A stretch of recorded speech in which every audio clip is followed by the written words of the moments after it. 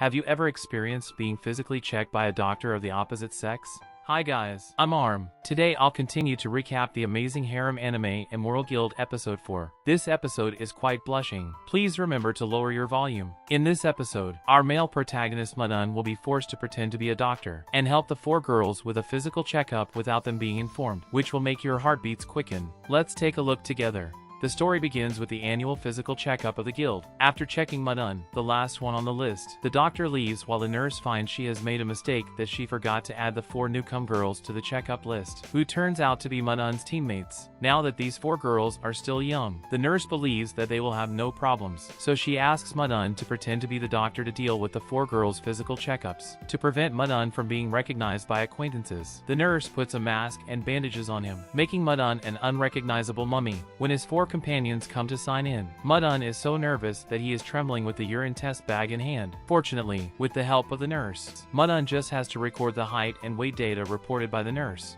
Next, it's time to measure the girls' vital statistics. And when Madun hears Nokin's bust is 110, he gets shocked to stand up, keeping repeating the terrifying number in his mind. This is not the end. The most troublesome part is the auscultation. Madun has to listen to each girl's heart and breathing, which means that he will not only see, but also touch certain hidden parts. Nokin's is the first to get checked, and her bust of 110 still shocks Madun so much that his eyes are bloodshot. But when he thinks of how innocent Nokin's is, he feels guilty about his evil thoughts. Also, he doesn't want to be killed by the family of Nokin's, hurriedly ending her auscultation.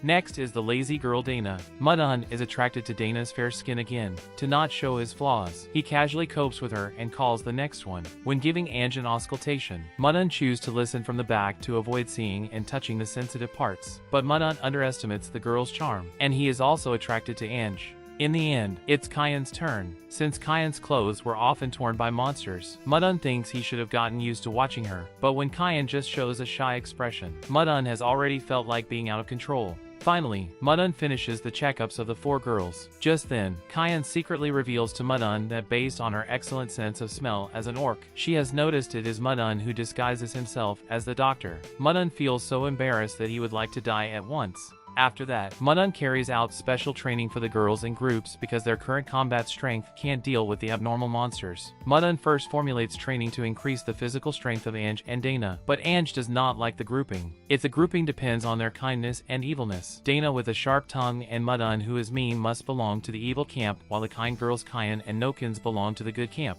Ange's words offend Dana, who then retaliates against Ange in various ways in training. But Ange is not the type of girl who can be casually bullied. They thus begin to make little tricks to retaliate against each other. However, they don't watch out for their moves, and Madun happens to see a lot of blushing images, so he has to stop their childish behavior to divert his own attention. Dana doesn't have good physical strength, and after the high energy output, she can't run at all. Being the last during running, she can't help falling to the ground and is unable to move after running for a while. Ange is much better. After all, she is still a student, so she can keep basic exercise at school. Dana complains the whole time, begging Martin to let her go. Madun knows that the training now is related to the girl's safety in the future, thus playing the role of a strict instructor the whole time. Under his supervision, Ange and Dana complete the special training with great difficulty, and then massively drink water to replenish the water lost in their bodies. The training process is hard, but when it is completed, a special sense of achievement will arise. Though Ange is so tired that she can't even stand steadily now, she still refuses to use healing magic to restore her strength, because she hopes to make herself stronger without the help of magic but by working hard. She doesn't want any intimate physical contact, rejecting Madun's proposal to carry her back. Dana is moved by Ange's efforts and offers to carry her home.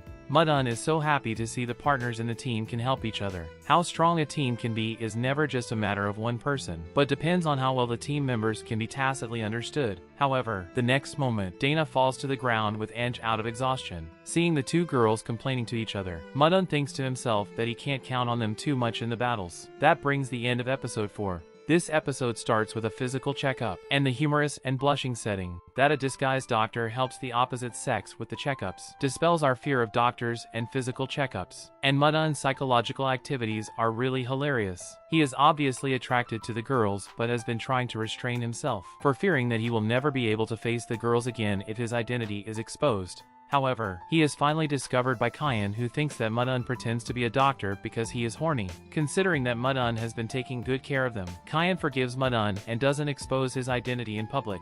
Now that Ange and Dana's special training is over. Martin has to face Kyan and Nokins who have good figures. How to explain that he has been misunderstood will be a huge problem for Mudun. In addition, the range of movements during special training can be wide, and Martin is likely to be tempted by the good figure of Kyan and Nokins. I am curious about how this boy, who has been single for many years and longs for love, can restrain his desire for his teammates. At the end of the video, let's take a guess if Mudun will eventually break his principles and fall in love with his companions. And how many girlfriends will he have? 1 or 4? Please leave your answers below and let's have a discussion. That's all about today's video. If you like my videos, please don't forget to like and subscribe. I'll try to make more wonderful anime recaps. See you in my next video.